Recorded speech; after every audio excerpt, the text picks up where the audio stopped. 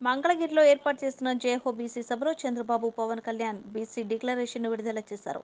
బీసీల అభివృద్ధికి చేపట్టబోయే సంక్షేమ కార్యక్రమాలను వివరించారు.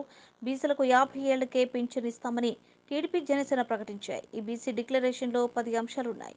బీసీలకు 50 సంవత్సరాలకే పెన్షన్ నెలకు 4,000కు పెంపు, పెళ్లి కానుక 1,00,000కు పెంపు, బీసీల రక్షణ కోసం ప్రత్యేక చట్టం, విద్యా పథకాలు అన్ని పునరుద్ధరిస్తాం, షరతులు లేకుండా విదేశీ విద్యాములు, సామాజిక న్యాయ పరిశీలన కమిటీ ఏర్పాటు, బీసీ సబ్ ప్లాన్తో 5 ఏళ్లలో 1.5 లక్షల కోట్ల కేటాయింపు, సబ్ ప్లాన్ నిధులు బీసీలకే వినియోగించేలా చర్యలు, స్థానిక సంస్థలలో 34% బీసీ రిజర్వేషన్ పునరుద్ధరణ, చట్టసభలో బీసీలకు 33% రిజర్వేషన్ కోసం తీర్మానం, అన్ని సంస్థల నామినేటెడ్ పదవుల్లో 34% రిజర్వేషన్, కొన్ని బీసీ వర్గాలకు కోఆప్షన్ సభ్యులుగా అవకాశం, జనాభా ప్రాతిపదికన కార్పొరేషన్ల ఏర్పాటు, జనాభా దామాషా ప్రకారం నిధుల కేటాయింపు, బీసీల స్వయం ఉపాధికి 10,000 కోట్లు, 5,000 కోట్లతో ఆదరణ పరికరాలు.